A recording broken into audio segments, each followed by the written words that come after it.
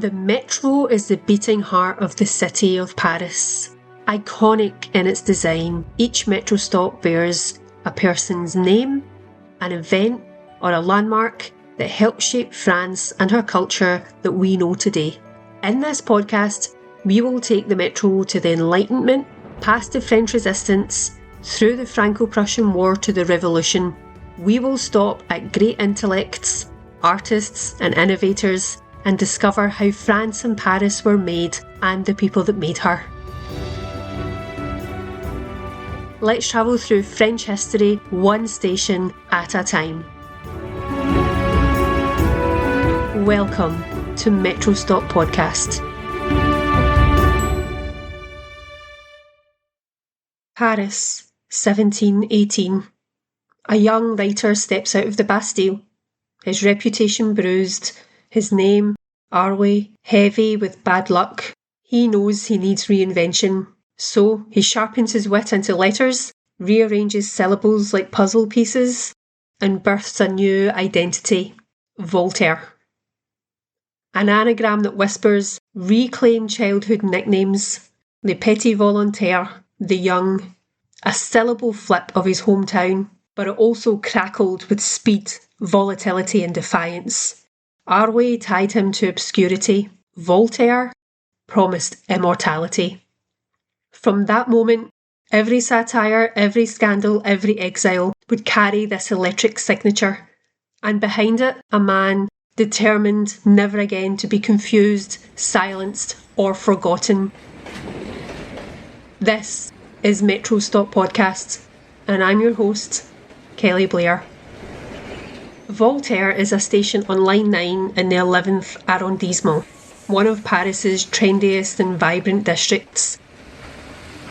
Born Francois-Marie Arouet, his recorded birth date is the 21st of November 1694, into a middle-class family. Nothing is known of his mother except that she died when he was 7. He often says he was born on the 20th of February, and he said that his father was a nobleman and an officer called Rochebrune, but his father was actually Francois Arouet, a notary for whom he had no love. Same was said for his older brother Armand. He rebelled early against his family, opting to spend more time with his free-thinking godfather. He studied at the Jesuit College of Louis le Grand in Paris, where he learned to love literature, the theatre and languages, and his social life. He enjoyed the classical teachings and more sophisticated intellectual tastes that college gave him, and he mocked the religious teachings of his father. After college, he went on to study law and found a position at the French embassy at The Hague, but he became obsessed by the daughter of an ambassador, and he was swiftly sent back to Paris by her father to avoid any scandal. On his return to Paris, he decided to dedicate himself wholly to literature. He soon became famous for his epigrams, pithy short poems which denounced the regency which had formed after the death of Louis XIV. In 1717, he would find himself in trouble with the establishment for the first, but not the last time, and ended up in the Bastille for nearly a year. It was this event that sparked his lifelong fight and hatred against the injustices of free thought. In 1718, he released his first play, Oedipus, which brought him much acclaim, and from then on he went by the pen name Voltaire. He wanted the acclaim. In fact, he had ambitions on becoming the French embodiment of the Roman poet Virgil, and when he wrote the epic poem Henriade, an imitation of the Aeneid, which was so well received by the regent, he became a court poet. In 1726, he got into a fight with a member of an important French family, a Chevalier de Rohan. This person made fun of his self-appointed pen name, and things turned a little violent. Voltaire was beat up and left totally humiliated, and was thrown in the Bastille. Again. However, this time, he opted for exile in England rather than stay in prison. The 2 years he spent in England, he learned how to read and write in English, and spent time with men of letters including Alexander Pope and Jonathan Swift. He dedicated his play Henriade to Queen Caroline. He admired England's liberalism and daring in questioning religion and discussing philosophy. He believed that this was what was igniting the scientific thought and advancement, notably with physicist Isaac Newton and reformer John Locke. He was shocked at the partisan violence it caused. He also concluded that French literature could benefit from some English influence when he saw his first Shakespeare play and was overwhelmed by the dynamic plots and the energy of the characters. He brought a lot about what he learned from England back to France in 1728 and continued to write plays, some influenced by Shakespeare. And in 1732, Zaire, a play whose exotic characters captivated audiences. By now, Voltaire was prolific enough to earn lots of money and was independently wealthy. One of his quirks was that he reportedly drank 40 cups of coffee a day, often mixed with chocolate, and it was said that he even kept a cup next to his bed so that he could sit and scribble when he was woken up with ideas. Around this time, Voltaire had turned his interest to history. In England, he had made acquaintance with a man named Fabrice, who was a companion of Charles XII of Sweden. This Swedish king had been at war with Peter the Great of Russia. It was called the Great Northern War between 1700 and 1721. As he was writing about this great soldier, he started to inject more philosophical ideas about men bringing war, and that it is great men like these who bring about the advancement of civilization. The example of Peter the Great bringing Russia together as a vast empire after this war. He also related these ideas to England. So with this line of thought and meditation, Voltaire went on to write Lettres philosophiques, or Letters on England, in 1734. This work is a series of fictional letters arguing that England is more liberal, enlightened, and therefore happier than France. It goes on to say that religious tolerance is a result of no single group being able to claim absolute truth, and men will not achieve eternal happiness from penitence in front of God, but in the pursuit of truth through science and reason. He writes that the best form of government is monarchy, limited by a parliament and constitution. This small, brilliant book, quote, is a landmark in the history of thought. Not only does it embody the philosophy of the 18th century, but it also defines the essential direction of the modern mind. This work got him into trouble again. In May, he took refuge in the chateau of Émilie de Châtelet in Champagne. A relationship blossomed between them. Émilie was intelligent and studious, and she had a keen interest in science and physics, and encouraged Voltaire in that direction. She learned English so she could read and translate.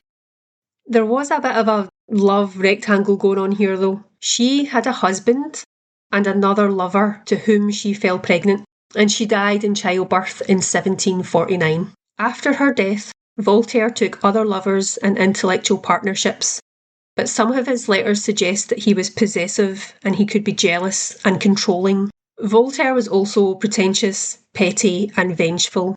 He had a long list of enemies and loved to mock them in print. He feuded bitterly with Rousseau, and he used his wealth and influence to silence his critics and anonymously fund scathing pamphlets about his rivals. In the 1740s, Voltaire got involved in politics and was sent on diplomatic missions by the government. Spending time in royal courts, most notably in Prussia, he observed true authoritarianism. The very fact his presence was accepted in these courts showed that the Enlightenment, albeit perhaps a flicker, was beginning to shine. In 1746, he was elected to the Académie Française. More on that later. And during this time, he contributed to the Encyclopedia of Diderot. Again, more on him later. Voltaire was massively successful, and in 1755, he lived in a chateau near Geneva, such was his wealth. In 1756, he released his work, Essay on the Manners and Spirits of Nations, which he seemed to consider his greatest work to date. In this historical work, he summarised European history from the 8th to the 18th century. It was a work of secularism and historical culture, and gave very little focus on rulers or generals. He also included histories of other cultures and countries, China, India, and some Islamic states. This was massively innovative at the time and demonstrated to the French that their culture was not the be-all and end-all, and they may not be as enlightened as they think, and Christian ideals had no monopoly over how best to live. In 1759, Voltaire published his masterpiece, Candide. Written in a new genre, pioneered by Voltaire himself, he presented his serious ideas in a fanciful and exotic manner to engage his readers and to really make them think.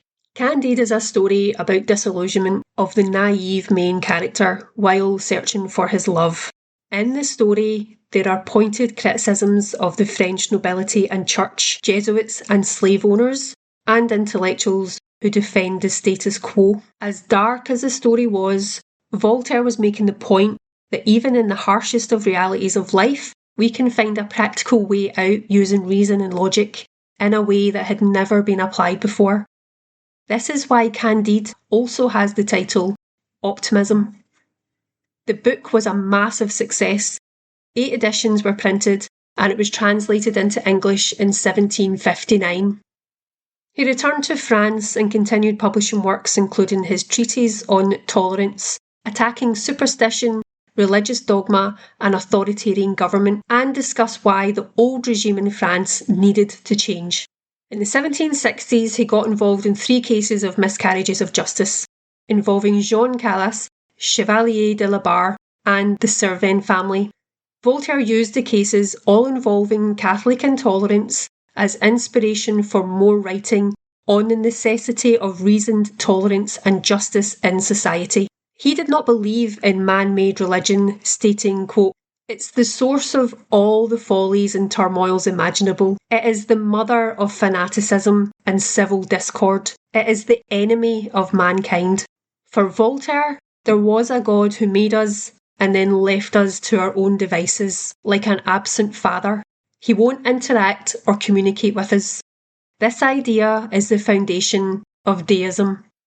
Voltaire died in Paris in 1778 at age 84. During the Revolution, his body was moved to the Pantheon by the revolutionaries. There was no doubt that Voltaire hugely influenced the French Revolution, but he was not what we would say a man of the people. He was not opposed to monarchy in its entirety, and he died a very rich man. He stated in a letter, quote, "Enlightened times will enlighten only a small number of honest people.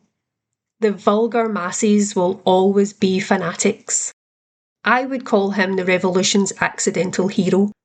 With his fellow philosophers of the Enlightenment, Montesquieu and Jean-Jacques Rousseau, their voices were destroyers of the old systems and attitudes, and their writing and activism played a significant role in shaping modern concepts of freedom, tolerance, and justice. Voltaire's life and work reflect the triumphs and challenges of a literary and philosophical giant who used his talents to influence both literature and politics. His legacy still inspires and resonates with modern audiences worldwide. This is Metro Stop Podcast. My main source for this season's biographies was Britannica, but I referenced different sources about the work and the cultural impact. They are all listed in the show notes. Music by Keys of Moon. You can follow me on Instagram at Metro Stop Podcast.